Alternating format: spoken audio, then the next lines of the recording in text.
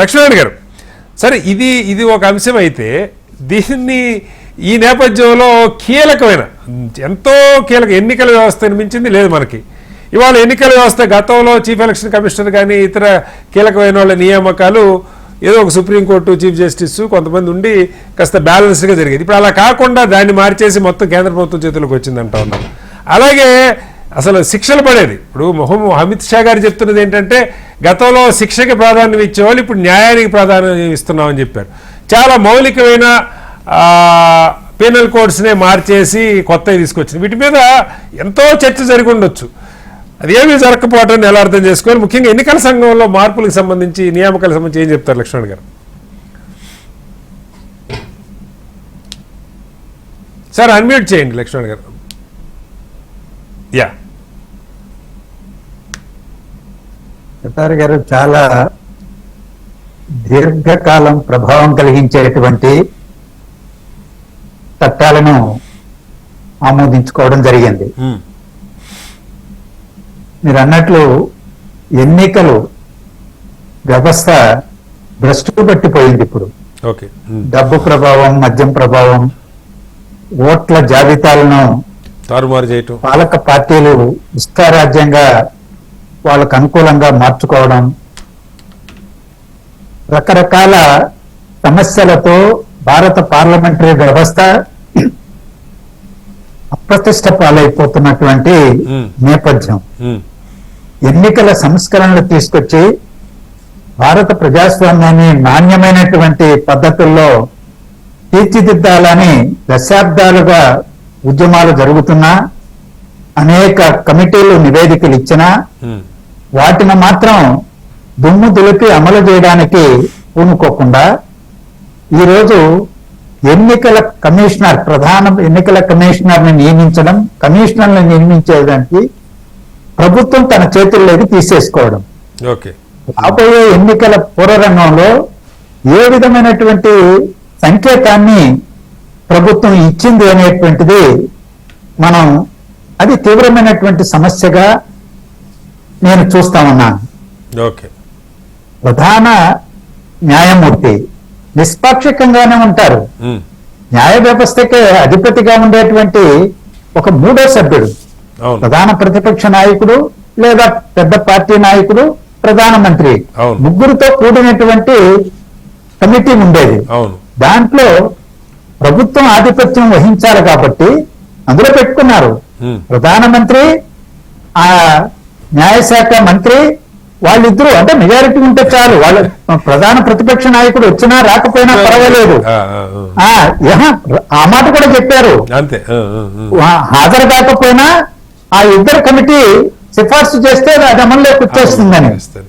అంటే దాని అర్థం ఏంటి అంటే ఎన్నికల కమిషన్ తమ గుప్పెట్లో తీసుకోవడం. సో పూర్తిగా డైరెక్ట్ గా, ఇండైరెక్ట్ కూడా కాకుండా డైరెక్ట్ గా మీ ఆరోపణ డైరెక్ట్ గా సిబిఐని ఇప్పుడు పాలక అధికార పార్టీకి, ప్రభుత్వానికి చిలకలాగా మారిపోయారు మీరు అని సుప్రీంకోర్టు వ్యాఖ్యానించింది గతంలో. సిబిఐ, ఈడీ అన్నింటినీ ఈరోజు గుప్పెట్లో తీసుకున్నటువంటి పరిస్థితి. ఇవాళ ఎన్నికల కమిషన్ కూడా అదే పద్ధతుల్లో చట్టపరంగా తీసేసుకున్నారు. దానికేం చెప్తారంటే ఎగ్జిక్యూటివ్ పని అది, ఇతరులతో సంప్రదించాల్సిన పని లేదు, అది మాకున్నటువంటి అధికారం, న్యాయ వ్యవస్థకు దీంట్లో జోక్యం ఎందుకు, అది స్వతంత్రంగా పనిచేయాలి కదా. మరి దాన్ని స్వతంత్రంగా పనిచేయనిస్తున్నారా? జడ్జీల నియామకం మొదలుకొని అన్ని కూడా తమ గుప్పెట్లోనే పెట్టుకుంటున్నారు కదా. సుప్రీంకోర్టు రిలీజియన్ సిఫార్సు చేసిన తర్వాత కూడా వాటిని ఆమోదించడం లేదు కదా. కాదు లక్ష్మణ్ గారు, నాకు ఆశ్చర్యం కలిగించిందంటే మీరు ఏపీ నుంచి ప్రధానంగా ఏపీ రాజకీయాలు కూడా ఫాలో. ఇవాళ దీని మీద నిన్న పార్లమెంట్లో అక్కడ ఉన్న ఏపీలో ఉన్న రెండు ప్రధాన పార్టీలు చాలా దీన్ని పొగుడుతూ, అటు వైకాపా కావచ్చు, ఇటు తెలుగుదేశం కావచ్చు, ఇదొక విప్లవాత్మకమైన మార్పు, ప్రజల్లో గొప్ప విశ్వాసాన్ని ఎన్నికల సంఘం మీద అంటే ఎలా చెప్పగలుగుతారు? అలా కొంచెం కాస్త ఆశ్చర్యంగా, అంటే చీఫ్ జస్టిస్ కంటే కేంద్ర మంత్రి, న్యాయశాఖ మంత్రి ఉండటం విశ్వాసాన్ని పెంచుతుందని కనీసం చెప్పేది నమ్మటంగా, అంటే అది కూడా లేదు. పార్టీలు ఇలా తయారైన తర్వాత ఏం చేయాలి లక్ష్మణ్ గారు? గడచిన 10 సంవత్సరాలుగా మోడీ గారి ప్రభుత్వం తీసుకొచ్చిన ఏ చట్టాన్ని కూడా ఈ రెండు పార్టీలు క్రిటికల్ గా చూసినటువంటి దాఖలాలు లేవు. లేవు. లోక్సభలో కానీ రాజ్యసభలో కానీ ఓకే. వాళ్ళ యొక్క నైజమే ఈ రోజు మోడీ గారికి వ్యతిరేకంగా ఉండకూడదు, Okay. ఉంటే ఇబ్బందులు పడతాం అనేటువంటి ధోరణి లేదు.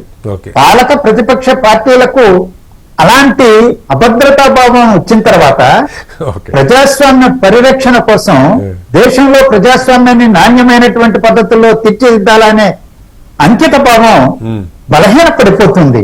ఓకే. అది దౌర్భాగ్యం. Okay. అది దౌర్భాగ్యం. యా. అది ఒక్క ఆంధ్రప్రదేశ్ లోనే కాదు, దేశవ్యాప్తంగా చాలా రాజకీయ పార్టీలు, ప్రాంతీయ పార్టీలు ఇవాళ ఇలాంటి అవకాశవాద వైఖరి ప్రదర్శిస్తా ఉన్నాయి. ఓకే. రైట్. రెండవది సిఆర్పిసి, ఐపిసి, ఇది దీర్ఘకాలిక దీంతో ముడిపడినటువంటి అంశాలు.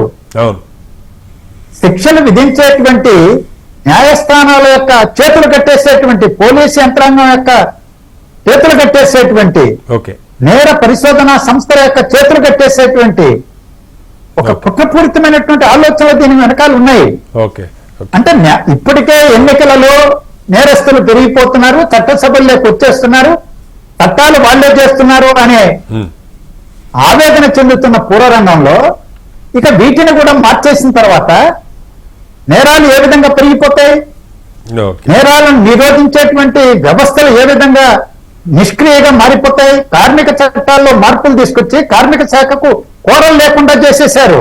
ఓకే. ఇష్టారాజ్యంగా కార్మికులను దోపిడీ చేయడానికి కార్పొరేట్ సంస్థలు లైసెన్స్ ఇచ్చేశారు. ఈ రోజు అలాగే ఈ వ్యవస్థను కూడా నిర్వీర్యం చేసేటువంటి ఒక దుష్ట ఆలోచన వీటి వెనకాల ఉన్నట్టుగా నేను భావిస్తా ఉన్నాను. లక్ష్మణ్ గారు సభ్యులను, ప్రతిపక్ష సభ్యుల్ని సస్పెండ్ చేసి చర్చ లేకుండా ఎన్నికలకు ముందు ఇలాంటి దుర్మార్గమైన చట్టాలను, అప్రజాస్వామిక చట్టాలను ఆమోదించుకోవడానికే ఒక వ్యక్తిగతంగా వ్యవహరించారేమో అనిపిస్తుంది.